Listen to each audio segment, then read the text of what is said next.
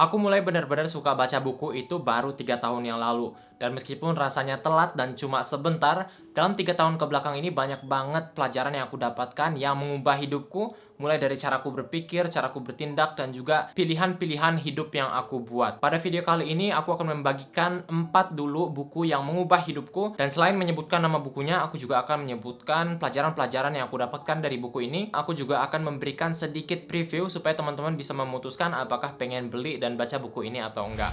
Buku pertama judulnya adalah For the Love of Physics karya Walter Lewin. Jadi Walter Lewin ini dulunya adalah profesor di MIT. Kalau misalnya kamu pernah nonton video YouTube di mana ada profesor yang ngebuat garis putus-putus dengan lancar banget dan mulus banget, inilah dia, Pak Walter Lewin yang lagi bergelantungan di sini. Ini adalah buku pertama yang bener-bener aku selesaikan. Ini aku baca waktu aku baru naik ke SMA. Alasanku membeli buku ini waktu itu adalah karena aku baru masuk SMA dan itu semangat-semangatnya banget. Aku masuk SMA IPA dan aku pengen jago fisika, dan karena itu aku cari-cari buku yang relevan. Dan ternyata dari buku ini yang ku pelajari bukan hanyalah kayak soal fisika-fisika, tapi juga bagaimana kita bisa melihat keindahan dari suatu ilmu pengetahuan. Dan karena buku ini, aku jadi merasa bahwa ketika aku belajar, itu ada lagi satisfaction atau rasa fulfillment lebih yang bisa didapatkan dari sekadar dapat nilai. Bab-bab di buku ini membahas banyak sekali konsep-konsep fisika, cuma dijelaskan dalam bahasa yang sangat bersahabat dengan orang-orang awam. Buku ini sangat berguna karena sekarang aku jadi tahu kalau misalnya mau belajar sesuatu, apa yang bisa aku cari, apa yang bisa aku temukan, dan juga bagaimana aku bisa menganalisis serta menumbuhkan kecintaan terhadap bidang ilmu yang ingin aku tekuni. Karena kecintaan itu, pekerjaan dan produktivitas bisa mengurus dirinya sendiri, dan kita juga bisa memberikan output yang lebih valuable untuk diri sendiri dan juga orang lain.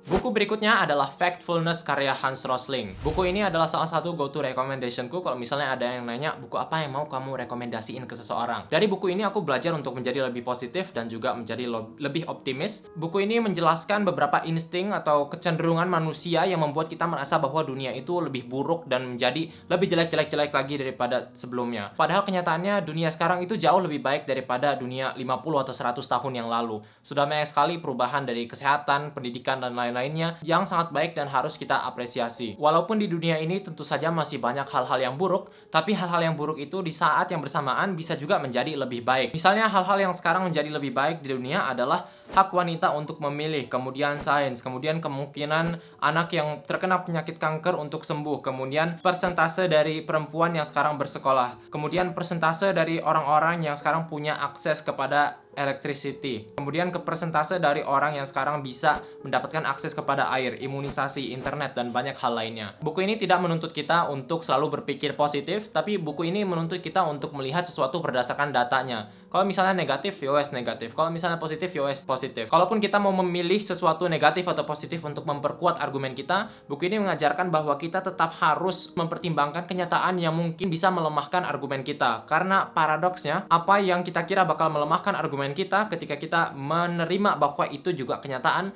kita jadi bisa membuat argumen yang lebih kuat dan juga memunculkan solusi-solusi yang lebih baik.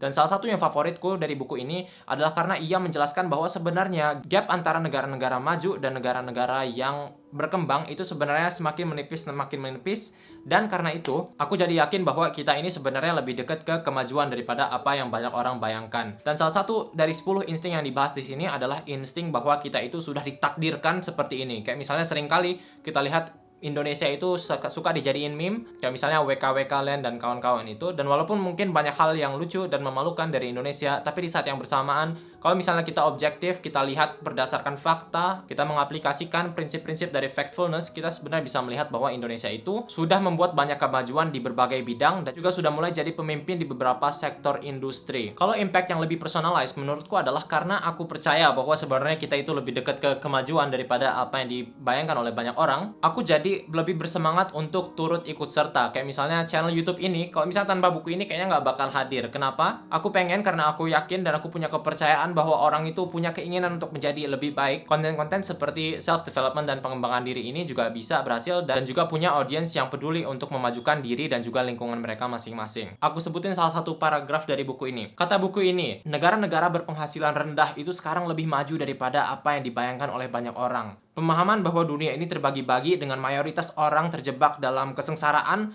adalah sebuah ilusi. Itu adalah sebuah miskonsepsi. Itu salah.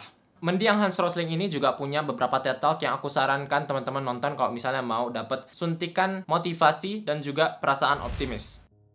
Buku berikutnya adalah The Dip karya Seth Godin. Ini adalah buku yang sangat singkat tapi sangat-sangat berpengaruh dalam hidupku. Seringkali kita diajarkan di masyarakat bahwa menyerah itu salah. Kita nggak boleh menyerah, kita harus terus berjuang. Padahal kenyataannya pemenang itu adalah orang yang sering menyerah. Hanya saja mereka menyerah pada hal-hal yang tepat. Pada buku ini kita diperkenalkan kepada 3 macam kurva, yaitu The Dip, cul-de-sac atau jalan buntu, dan juga The Cliff atau jurang. Jadi kalau misalnya kita mau memilih sesuatu, kita harus memilih sesuatu yang nanti trajektorinya itu seperti The Dip. Pada awalnya, saat motivasi kita lagi tinggi-tingginya, dia akan mudah dulu. Terus nanti di tengah-tengah itu bakal sulit hingga kita pengen menyerah. Tapi karena kita terus bertahan, kita akan jadi salah satu yang paling terbaik. Dan disitulah kita bisa menikmati apa yang enak-enak dari kesuksesan. Kalau yang cul-de-sac, seperti namanya, ini adalah jalan buntu. Jadi yang kita lakukan ini nggak bakal membawa kita ke tempat atau posisi yang lebih tinggi atau yang lebih ideal menurut kita. Kalau misalnya kita milih The Cliff atau jurang, itu adalah sesuatu yang pada awalnya memang terasa sangat mudah untuk dijalani,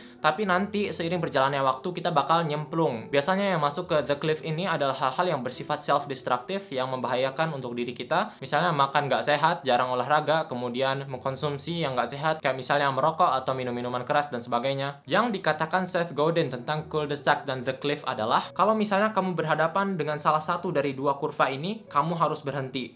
Bukan sebentar lagi, tapi sekarang. Salah satu penghalang dari kesuksesan, menurut saya, adalah ketidakmampuan untuk berhenti atau menyerah dari hal-hal ini sesegera mungkin. Dulu buku ini aku baca waktu aku lagi ada dilema antara apakah aku harus terus ikut debat kompetitif atau aku harus berhenti dan coba bidang-bidang yang lain. Jadi dulu waktu SMA itu aku sering banget ikut debat. Tapi sampai aku di tahun ketiga itu aku merasa bahwa kayaknya ini bukan sesuatu yang pengen aku teruskan. Aku nggak merasa bahwa diriku akan terus berkembang di sini. Yang kulihat itu terasa lebih seperti cul-de-sac daripada The Dip. Jadi meskipun sesekali aku dapat penghargaan juga, misalnya seperti yang tergantung di sini, aku tetap merasa bahwa ini tidak ideal dengan aspirasi jangka panjangku, dan yang terbaik bagiku pada waktu itu adalah untuk berhenti sebelum aku berinvestasi lebih lanjut lagi. Terus waktu awal tahun ini, aku juga banyak sekali ngebuka-buka lagi buku ini. Kenapa? Karena seperti yang teman-teman tahu, aku mengundurkan diri dari program perkuliahanku, dan salah satu buku yang paling memberanikanku untuk mengambil resiko besar itu adalah buku The Dip. Buku ini juga memberikan beberapa pertanyaan analisis tentang apakah yang kita alami sekarang itu patut untuk kita menyerah darinya, atau apakah itu hanya karena kita lagi panik dan semacamnya. Kalau misalnya kamu bingung soal passion, soal memulai bisnis, memulai sesuatu yang membutuhkan waktu tertentu, misalnya mulai habis berolahraga, habis membaca, mulai menulis buku dan semacamnya, buku ini bisa membantumu untuk menentukan apakah saat ini adalah saat yang tepat bagi kamu untuk berhenti atau tidak.